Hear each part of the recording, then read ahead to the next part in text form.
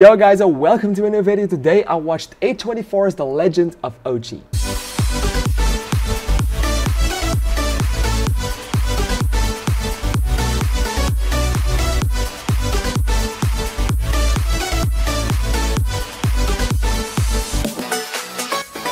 Alright, so The Legend of Ochi is a movie that released in America around the beginning of the year, and I was very sincerely waiting for a NL or Dutch or Belgian release, but it just never fucking came, and it kept getting delayed, and after a while it just got canned. Like the movie wasn't doing all that well internationally, and people were not loving the movie, but still.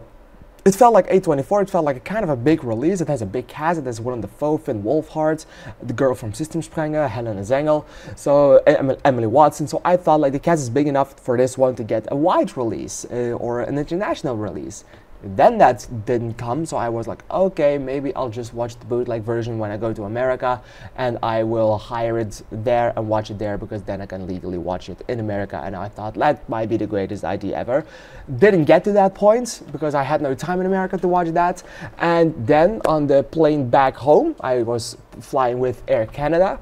They had the movie all of a sudden in August, so it was the perfect time. It felt like a dream come true, and I watched it. I was very excited. I sat in my chair, I put the movie on, had a little bag of chips with me, had a little bag of drink with me. I was 10,000 feet in the air. I was looking at the window because it was beautiful. It was all of everything I ever wanted, and the movie sucked balls. Fuck. I was genuinely really excited for this one. And the problem with The Legend of Ochi lies in a lot of things. First and foremost, it's an A24 movie. I connect A24 to high disturbing horror movies and disturbingly beautiful pieces of cinema. They also make some wanky shit as of lately, but they are still notoriously known for making the most beautiful art house international movies, like art house movies that are seen internationally and that are kind of big internationally because of the name of A24 attached to it. So I was hyped for this one. It feels like a movie made more for the children audiences, but A24, so it's going to be great for everyone. And I watched it, and the story just didn't do it any fucking justice. And I was sometimes wondering why this was an A24 movie. The story, you've seen it countless times before, and I am sad to say that you've seen it countless times doing better before. The script for this movie is obnoxiously bad. Of course, you've seen everything so many times, but the dialogues and everything else that they did for this movie just didn't make any sense, was annoying as hell. The best thing about this movie, and the thing where all the money went to, was the character design of Ochi and the animatronic that they used for that, because you can definitely see that there was an actual Ochi on set. It was an animatronic. You can see that in the movements, you can see that in the voice, you can see that in the lip movements and stuff like that. And I have to say, that is where the charm of the movie lies. That is perfect. I want an Ochi plushie myself. I want one. It was cute.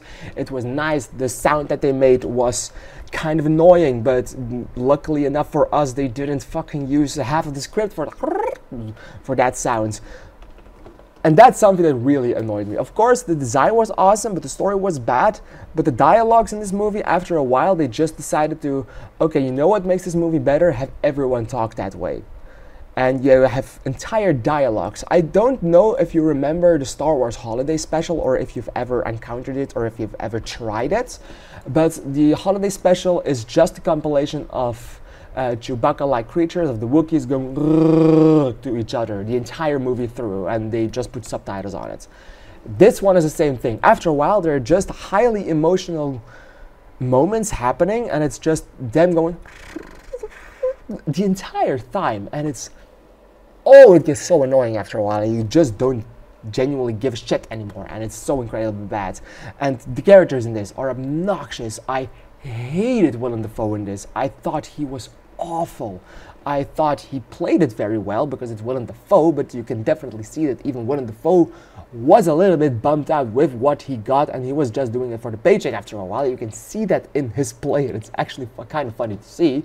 But yeah, it doesn't hold up. It's not that great. Helena Zengel, who has to hold this movie on her own, this is supposedly the movie where a lot of people will know her from, as she hasn't really done anything outside of this one. She has done 2 movies, one international, one in Germany. that I've seen, and she's better in both of these movies than in this one. This doesn't do it any justice.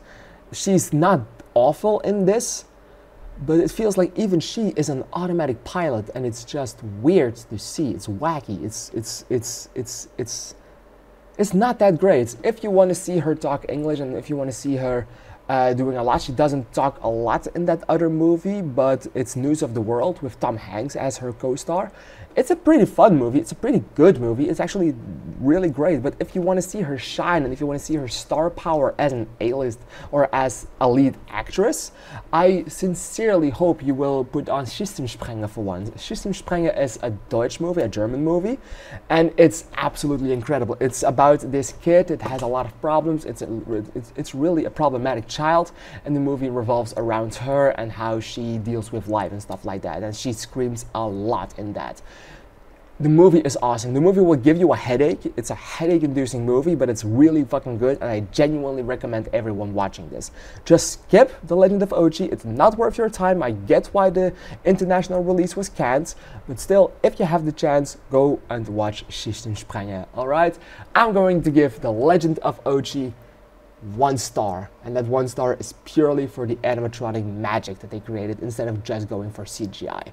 Alright, what did you think of The Legend of Ochi? Please let me know in the comments down below, because I'm really excited to hear your opinion on it. I want to thank you for watching, and I would like to see you in the next video. Thank you, and bye bye.